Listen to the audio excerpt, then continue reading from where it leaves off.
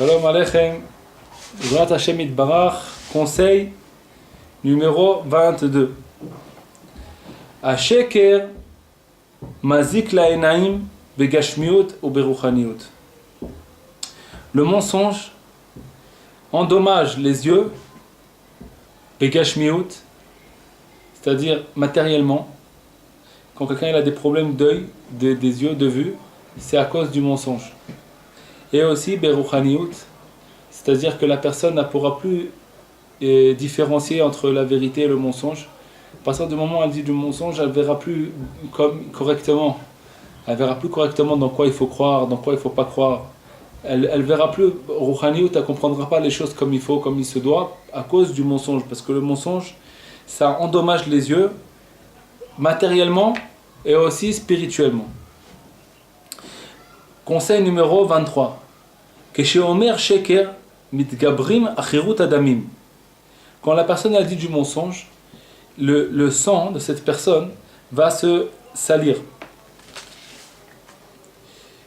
C'est-à-dire notre sang, plus la personne, son sang il est propre, et plus cette personne-là a moins de mauvaises envies. Il va être un homme de vérité. Il va dire la vérité, ça va être un homme honnête, il va être sensible à l'autre, au prochain, à son prochain. Il va être un véritable homme, un homme véritable. Parce que son sang il est propre. Son sang qui coule, c'est du sang propre. Mais quand le sang il est moins propre, alors toutes les façons de penser qu'on a, toutes nos pensées qu'on a dans notre tête et toutes nos façons d'agir vont être pas terribles. Parce que le sang, il va embrouiller notre cerveau, il va embrouiller notre façon de comprendre, nos envies, il va nous donner envie à faire des choses mauvaises. Parce que ce sang-là, il coule dans notre cœur, il rentre dans notre cœur, il va attirer notre cœur à aller faire des choses mauvaises. Alors quand on dit le sheker, il dit Rabbeinu, le sang, il commence à se salir. Mitgabrim achirut adamim. Le achirut, la saleté du sang va se renforcer. Shemisham ba'a marash chora. Que de là-bas vient la marash chora. C'est quoi la marash chora? La bile noire, ça veut dire la tristesse. La marash chora, c'est la bile noire, la tristesse, l'amertume, tout ce qui est triste, tout ça. Ça vient d'où? Ça vient du mensonge. Parce que le mensonge, il salit le sang, et le sang qui est sale, ça va nourrir la bile noire. La bile noire, elle est nourrie du sang qui est sale. La bile noire, c'est comme ça doit être, je ne sais pas exactement, mais à mon avis, ça doit être comme une sorte de filtre. Que là-bas, tous les sangs, le sang, toute la saleté du sang va là-bas. Alors, plus il y a de saleté du sang, plus le sang il est sale, et puis la bile noire, elle se renforce. Et puis la personne, elle va commencer à être triste. Alors, va t'ma'ot mekalkeli menav. Maintenant, il va commencer à pleurer, cette personne. Et alors, comme elle va commencer à pleurer, parce qu'elle a beaucoup de bile noire qui est en lui, qui se renforce en lui, donc ça va lui donner de la tristesse, elle va commencer à pleurer. Alors, ses yeux vont s'abîmer. Parce que les yeux, quand il y a trop de pleurs qui sortent des yeux, ça abîme les yeux. Qui efchar ledaber sheker atche akor edamar. On ne peut pas dire du mensonge, la personne ne peut pas. Quand son sang il est propre en lui, elle n'est pas capable de dire du mensonge. On va le ressentir dans ses actes, dans ses gestes. Même si elle dit un mensonge, ça va être très très difficile de le sortir de la bouche. Parce que son sang il est propre. Et donc, on ne peut pas dire un mensonge avant que le sang soit sale. Ve'emet yefshar ledaber kim kishemizdaker mikodem et adamim. Et aussi le contraire, la vérité on ne pourra pas le dire seulement quand on va nettoyer notre sang avant. Donc la façon laver le sang, c'est de dire beaucoup de paroles de vérité. Plus on va dire des paroles de vérité, on va dire la vérité, on va parler des paroles de Torah, de Tfila, de Teilim, de Bodedut, on va dire beaucoup de paroles vraies.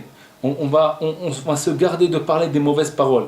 Okay, on va limiter nos discussions vaines, parce que dès qu'on va commencer à discuter plus qu'il en faut, on va commencer à parler, à raconter des bêtises, des mensonges, du lachon hara, tout ça, et tout ça, endommage notre sang va commencer à être sali. Donc tout commence à partir de la bouche, tout dépend de notre bouche.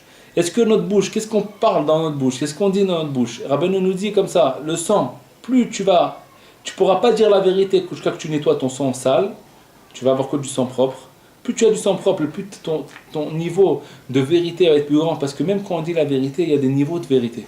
Quand on va commencer à parler avec Hachem Yitbarach, on va commencer à dire des choses de vérité, des paroles de vérité, alors ces paroles de vérité là, elles ont des niveaux. Plus la personne elle va nettoyer son sang, et plus son niveau de vérité va grandir. Et plus la personne a son sang il va être sale, et plus son niveau de vérité va être petit. Donc il va dire, elle va être mélangée, cette vérité-là, elle va être mélangée moitié vérité, moitié mensonge. C'est-à-dire quand on dit un mot de vérité, on peut le dire à 100%, avec 100% de vérité, c'est émettre les amito. C'est pour ça qu'on dit que Rabbeinu, il marque dans, je ne me rappelle plus dans quel livre, mais c'est marqué, c'est Rabbeinu qui dit que une parole du tzaddik à émettre, une parole du véritable tzaddik, même dans les choses de ce monde, est plus importante qu'une parole d'un autre tzaddik qui n'est pas tzaddik à émettre, qui n'est pas un véritable tzaddik, même dans les paroles de Torah. Ça veut dire une parole du tzaddik, même dans les paroles de ce monde, elle est plus importante qu'une parole de Torah d'un tzaddik qui n'est pas tzaddik à émettre. Pourquoi? Parce que dans la parole du tzaddik, c'est vrai totalement, c'est tzaddik à émettre, c'est vrai total, et que dans une parole d'un tzaddik qui n'est pas à émettre, c'est un tzaddik mais qui n'est pas à émettre, c'est pas un tzaddik à émettre, c'est pas un tzaddik véritable. Alors qu'est-ce qui se passe? Il y a là-bas une achizat à sheker, il y a un petit peu une attache du sheker. Donc l'importance du émet, c'est l'importance de la parole, c'est combien de vérité il y a dedans. Sinon c'est pas une parole, c'est un chant d'oiseau, je sais pas, c'est comme un cheval ou un chien qui parle, qui dit, parce que c'est pas de la vérité, c'est du mensonge. Alors que quand quelqu'un il dit une parole de vérité, cette parole de vérité là, elle va tenir des générations en génération, elle peut tenir.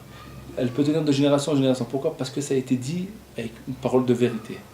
Parole de vérité totale, du début jusqu'à la fin. Hachem Izake Otanu, de pouvoir dire des paroles de vérité, et rien que dire des paroles de vérité, et de nettoyer notre sang totalement, et puis à réussir, Béhémet, à ne plus jamais dire aucun mensonge, et s'attacher comme ça à Hachem Yitbarach, Kol Tov.